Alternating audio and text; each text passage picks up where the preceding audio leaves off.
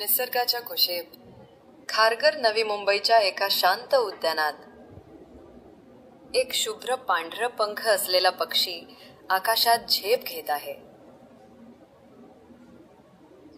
हा आहे cattle egret. शेतात नेहमी दिसणारा, पण आज आपल्या शहरी बागेची शोभा वाढवत आहे.